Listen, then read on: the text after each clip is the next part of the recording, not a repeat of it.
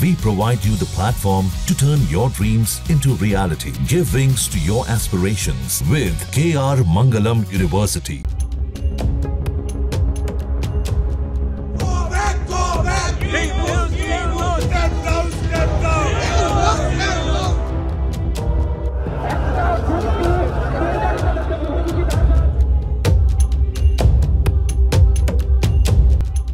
क्या बांग्लादेश की मौजूदा सरकार भारत के खिलाफ चरमपंथ को बढ़ावा दे रही है? क्या बांग्लादेश में आतंकी संगठन लश्कर-ए-तैयबा ने अपनी जड़ें मजबूत कर ली हैं? दरअसल ये सवाल इसलिए उठ रहा है क्योंकि बांग्लादेश की अंतरिम सरकार के कानूनी सलाहकार डॉक्टर आसिफ नजरुल ने आतंकी संगठन लश्कर-ए-तैयबा के एक बड़े नेता के साथ मुलाकात की है। रिपोर्ट की माने तो डॉक्टर आसिफ नजरुल ने लश्कर-ए-तैयबा के बड़े नेता इजहार से मुलाकात की है और खास बात यह है कि यह मुलाकात पहलगाम में हुए आतंकी हमले के ठीक एक दिन बाद हुई है, जिसके बाद ये सवाल उठ रहा है कि क्या बांग्लादेश की मौजूदा सरकार भारत के खिलाफ चरमपंथ को बढ़ावा दे रही है।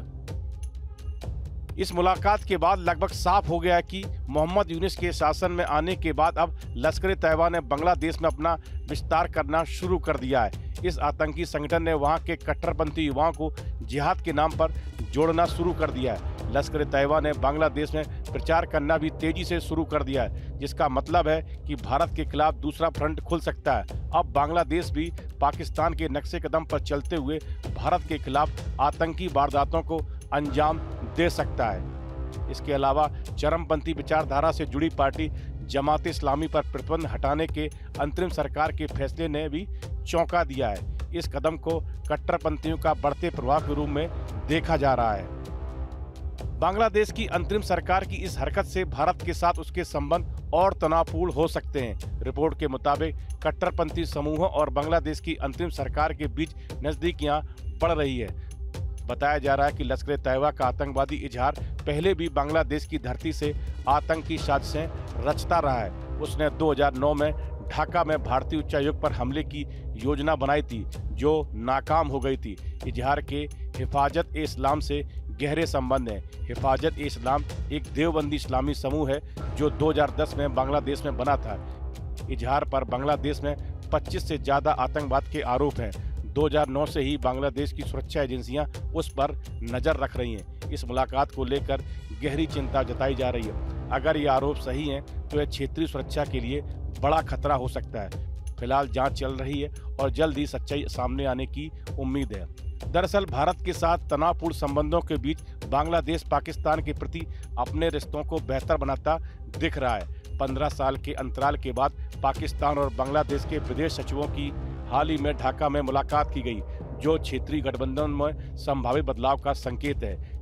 सीमा पार आतंकवाद को समर्थन देने के पाकिस्तान के इतिहास और पहलगाम हमले में उसकी कथित भूमिका को देखते हुए यह मेल मिलाप भारत के लिए चिंताजनक है।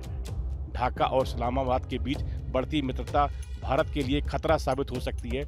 इस तरह के घटनाक्रम दक्षिण एशिया से पहले ही नाजुक स्थिति को अस्थिर कर सकते हैं। मोहम्मद यूनुस के शासन में आने के बाद अब लश्कर-ए-तैयबा ने बांग्लादेश में अपना विस्तार तेजी से फैलाना शुरू कर दिया। आतंकी संगठन ने कट्टरपंथी युवाओं को जिहाद के नाम पर भड़काने का काम किया है।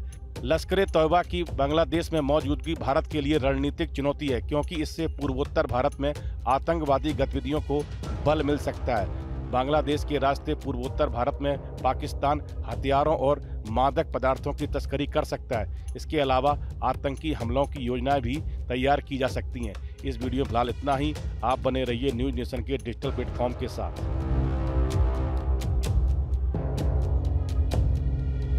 न्यूज नेशन अब व्हाट्सएप पर खबरों के ताजा अपडेट के लिए न्यूज नेशन के इस QR कोड को स्कैन करें।